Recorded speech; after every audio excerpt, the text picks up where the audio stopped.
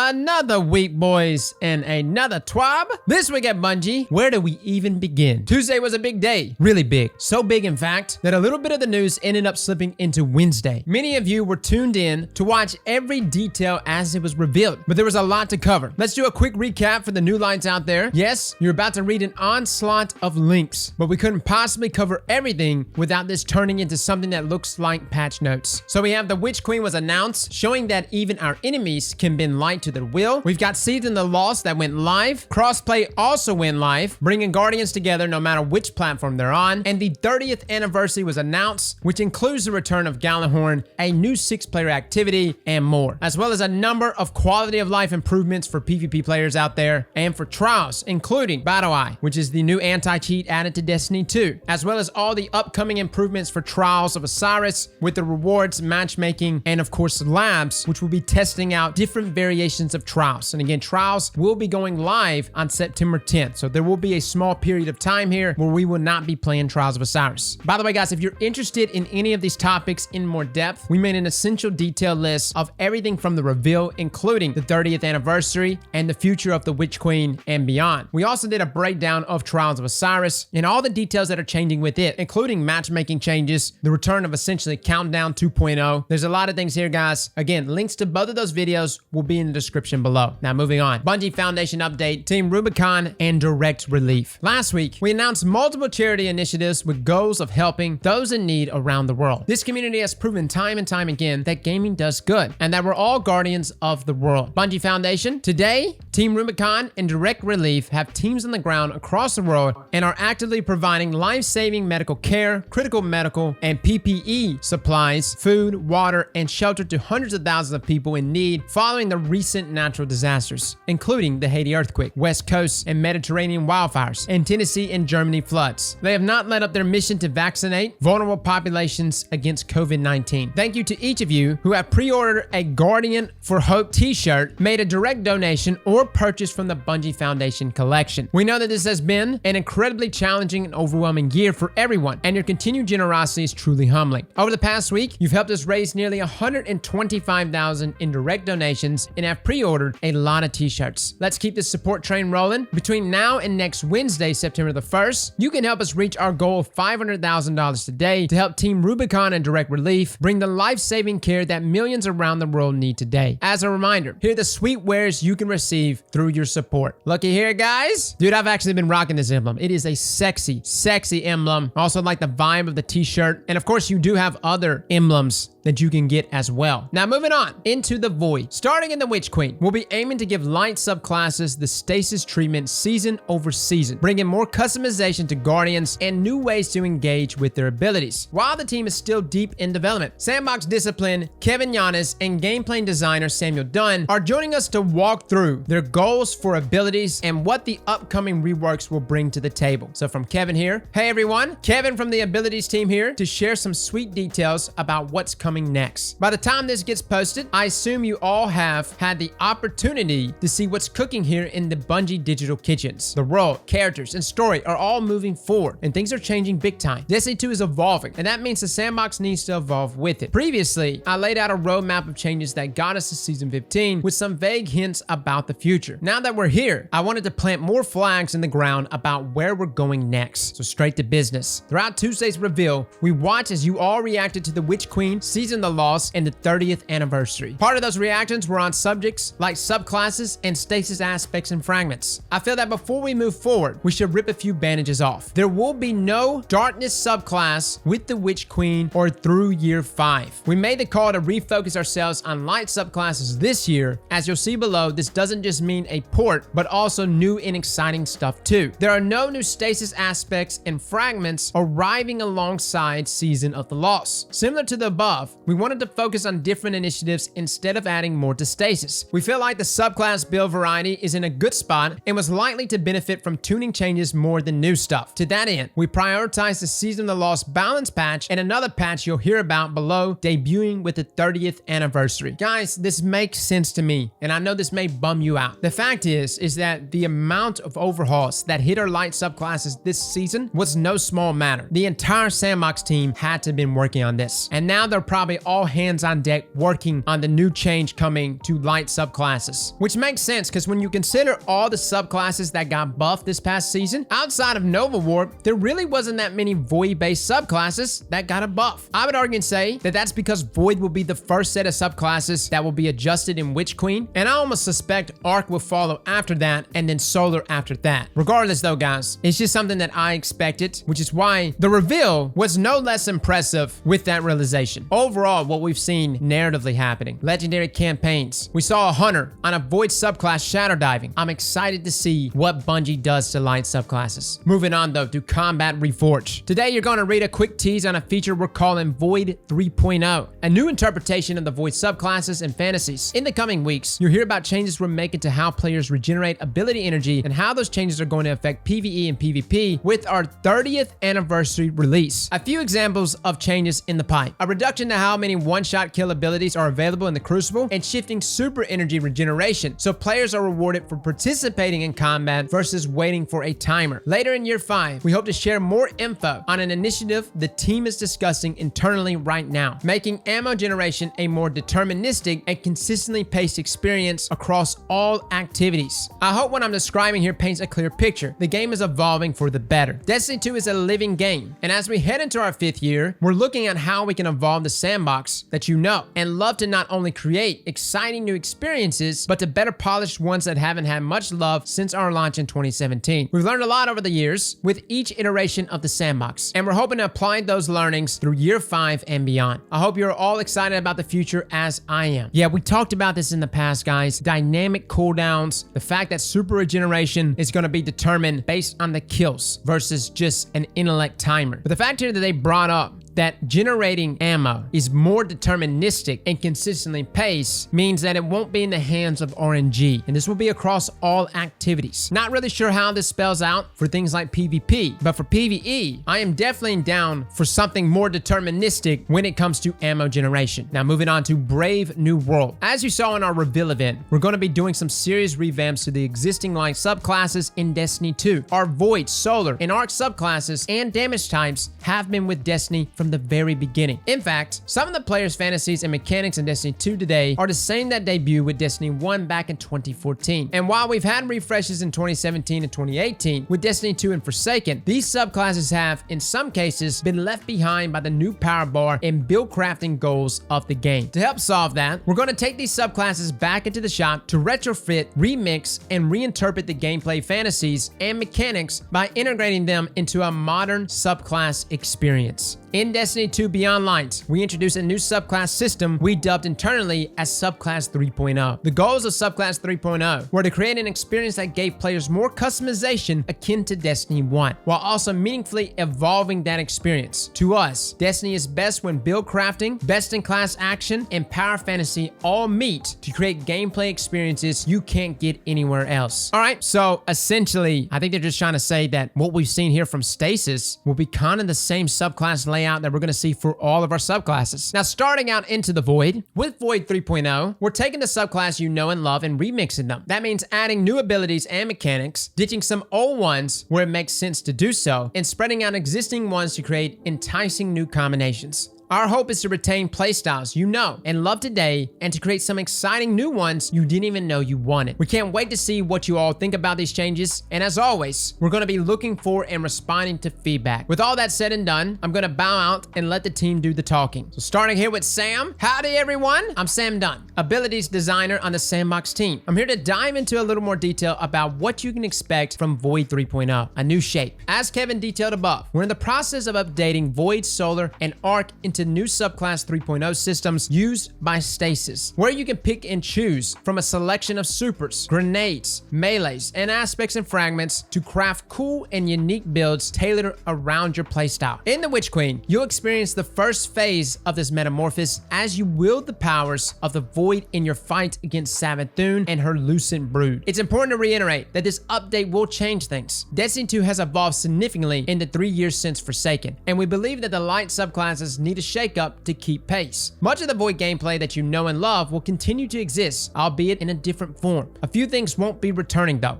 and there are some exciting new additions we think you'll have a blast with. To paint a picture of how we're approaching Void 3.0 and its rework, here are our main goals. Number 1, preserve the strong existing power fantasies of Void. We want to focus on what makes the damage type fun to use and give it a cohesive identity that can be felt throughout your subclass, while also adding sweet new toys that feel like a natural extension of your Void powers. Now 2nd, provide new and exciting build crafting possibilities through the combination of aspects and fragments. We want you to not only be able to craft similar playstyles to the old subclass diamonds used in the new system, but also explore a bunch of new ways that your Void abilities can work together with your armor and weapons. And 3rd, set up a framework for the systematic integration of damage types into the rest of the game. We believe that Stasis was very successful in providing a set of shared combat behaviors or verbs that can interact with each other and with other elements in the game. With Void, we want to double down on this effort and reorganize the subclass in a similar way, and we're planning to continue this with Solar and Arc going forward. I know, guys, you're like, okay, what was all that? The main thing here, they're trying to tell you that nothing's really going to be taken away strength-wise from what Void has to offer currently, and if anything, it'll get even better as it's going to lead more into its own identity. Simultaneously though, they're confirming right here that aspects and fragments will be coming even for our light-based subclasses, and the combat behavior portion as well. In my opinion, from reading this, they're wanting Void to be something actionable outside of it just being a purple damage type. Now say the keyword. With Void 3.0's update, we're defining a set of core keywords that will be used by various perks and abilities within each Void subclass, akin to slow, freeze, and shatter verbs used by Stasis. Each class we specialize in has a few of these verbs, but it will be possible to dabble in the rest by coordinating with your fire team or with certain combinations of abilities and fragments. Additionally, these verbs will appear in other places outside of the subclass screen: weapon perks, exotic armor, and mods from your seasonal artifact. And we intend to continue expanding that list as we move forward. We believe that these systematic interactions between your abilities and your gear are the core of Destiny build crafting's game. So within the Void, there are 3 negative status effects that you'll be applying to enemies. Number 1, suppression. The target is knocked out of any active ability and can't activate any abilities or movement modes as long as the suppression persists. Afflicted enemy AI combatants can't shoot their weapons. Weaken. Their targets take increased damage and has their movement slowed. Enemy AI combatants fire their weapons with decreased accuracy. Volatile. The target is afflicted with unstable Void energy and will explode upon taking additional damage or on death. Wow, this is crazy. So essentially what you've already seen from Stasis, slow, freeze, shatter, these 3 verbs, they're going to be applying the same thing. And yes, on some levels, you could say this kind of exists in a way. Suppression is obviously in the game. Weaken, when you think of something like Tractor Cannon, but this is about to be tied intrinsically to Void-based subclasses. That's what they're going to be known for in their identity. Suppression, weaken, volatile. Now, those are the negative status effects. They're actually going to be giving us 3 positive effects that you'll be applying to yourself and allies. Void Overshield, a protective barrier of Void Light, which reduces damage taken from combatants. Invisibility, you vanish from sight and do not appear on enemy radar. Devour, you feast on energy for your foes. Kills restore you to full health and grant grenade energy and extend Devour. Guys, imagine this, and this is something we've always dreamed of. I love Devour, but it's locked to the Warlock class. Imagine if you gave Devour to a Spectral Blade Hunter. Imagine if you gave Void Overshields that is found on top tree Sentinel to Warlocks. And imagine if you gave Invisibility, which has been dedicated only to the Nimble Hunter class. What if you finally gave that to the Bulky Titan? Huh? Yeah, that's right. Crayon Eaters can get Invis too. Now, Bungie states right here that these verbs should all be familiar to veteran players, but now exist in a new, broader, systematic framework that allows us to consistently spread their behaviors across the game, where previously they mostly existed in their own siloed off subclasses. That's right. That's the thing, guys. There's so many good perks spread out amongst other subclasses to be able to combine all of these things. This is incredible. Now, moving on, Nightstalker Hunters. Shadow Shot, Mobius Quiver Super. Fire 2 volleys of 3 Void arrows in a cone, which seeks out enemies and spawn Void's anchors on impact. Shadow Shot makes tethered enemies volatile and deals increased damage to tethered targets. One of the main usability pain points of the current iteration of Mobius Quiver is having to press the super input a whole bunch of times to fire each arrow individually, which is cumbersome and takes a lot of time and often results in players drifting somewhere they didn't intend to be. You're dang right. I can't tell you how many times I just end up shoving my head into the ceiling. By firing multiple arrows at once, it should be a lot easier to blend blanket an area with traps in preparation for a fight or put burst damage on a boss. That's incredible. So it's gonna fire 2 volleys. All these void arrows are gonna rain out at once, pretty much, and it's also gonna apply volatile to the enemies it touches, which of course will result in void explosions. Wow. Now that was just the super. Stylish Executioner, the aspect. Defeating a weakened, suppressed, or volatile target grants invisibility and true sight. After performing a stylish execution, your next melee attack while invisible weakens your enemies. Dude, this is like exotic perk stuff just being added as an aspect. Now, a twist on Middletree's Nightstalker current flawless execution perk, this aspect lets hunters specialize in defeating debuffed enemies to keep looping their invisibility. I like it. Now moving on to Sentinel Titans. Overwatch aspect. Cast a Void Empower Barricade to grant a Void Overshield to yourself and nearby allies. The Empower Barricade slowly regenerates the Void Overshield of allies bunkering behind it. We want players to be able to lean into the Sentinel fantasy of being the frontline protector for your team. So Overwatch is a powerful tool for setting up prior to an encounter and providing a safe haven to fall back to when things get spicy. Shield Toss. Projectile Melee. Hurl your shield towards an enemy. The shield can ricochet off enemies and surfaces, granting you a small chunk of Void Overshield for each enemy hit. Wow, so like before you even push up on a group of enemies, you throw your shield out, you hit a bunch of enemies. Honestly, you could stack something like this with Icefall Mantle. Sure, you'll be moving like a bot, but you'll have overshields. Now, we want to give Titans more options when it comes to projectile melees. Shield Toss is a great choice for aggressively pushing forward into groups of enemies, softening them up and giving you extra staying power. Now, Voidwalker. Pocket Singularity. This is a projectile melee, launching a tracking, unstable ball of void energy that detonates when it nears an enemy, pushing targets away from the blast and making them volatile. Designed as an anti-dive tool and a way to push enemies out of cover. With careful placement, it's possible and incredibly satisfying to bop enemies up in the air and then pop their volatile with a well-placed headshot before they hit the ground. So essentially a boop. Like you can literally just boop them out of cover. Simultaneously, they'll become volatile, which means they're primed and ready to explode with that void energy. I like it. Now the aspect, Child of the Old Gods. Cast your Rift to summon a Ascendant Black Hole, which hovers at your side, waiting for a target. It will launch itself at enemies, then begin siphoning their energy and weakening them, refunding their life force back to you as either grenade and melee energy if you're using a healing rift, or health if you're using an empowering rift. Defeating enemies who are being siphoned by the child will refund some rift energy. Child of the Old Gods is a strong debuff tool that gives Voidwalkers an additional way to lock down an area while sustaining themselves. Again, like we just said a second ago, guys, Void has characteristically an identity within Destiny 2. It's definitely been more explored inside of the lore, just not necessarily represented correctly in our gameplay. That's what Bungie's trying to do here with these subclass updates. Now, Bungie continues, we hope that this preview sparks your curiosity and gets you thinking about cool new Void builds. Have you ever wanted to run Spectral Blades and Vanishing Step, Ward of Dawn and Controlled Demolition, Handheld Supernova and Devour? There are a lot of possibilities, and as we get closer to the Witch Queen, we'll be back in the future TWABs to talk more about supers, fragments, and grenades that you'll be mixing and matching. All right, guys, maybe I got a little too ambitious a second ago when I was like, yo, what if you can hand Devour off to Hunters, Handheld Supernovas to Titans? Right, so obviously, it seems I got a little too carried away with it. Again, that's going to be completely dependent on how much Bungie really wants to intermix things here. Whatever the case, it definitely is going to be hybrid level subclasses. Now, we also have Prime rewards. That's right, fellas, they're back. Oh, Warcliffe Coil, as well as an ornament and a sexy sparrow. Now, as far as known issues, there are a bunch of them, and I'm not going to go through every single one of these. I just know that, yes, the new exotics do not take shaders. I don't know why. But as a final note here from DMG, thank you for making all of this possible. Truly, without a passionate community fueling the fires of inspiration and motivation, who knows where we'd be? What a wild ride it's been. Next month will mark 7 full years of Destiny, 7 years of space magic, Crucible, patch notes, community, and more. We still have so far to go with you all. Let's start by taking our next steps into Season of the Lost, shall we? Cheers, DMG. Guys, let me know in the comments below what you think about today's TWAB. Are you liking the upcoming Void changes? I think overall, this is something that needed to happen, and I didn't know when exactly it would happen. What I do know is that Stasis showed us how potent the new subclass layout and just darkness subclasses are. And for the most part, especially for the first 6 months, light subclasses were left behind. Part of me wondered, would it have been so bad had we had the same subclass layout and customization for our light subclasses when Stasis was presented to us? It appears that's what Bungie's trying to do here. They want to go ahead and and level the playing field between all of our subclasses, both light and dark, so that future subclasses they present to us won't just dominate all of Destiny. Well, fellas and ladies, thank you all for coming and watching, and as always, Slap that like button like your mama told you right.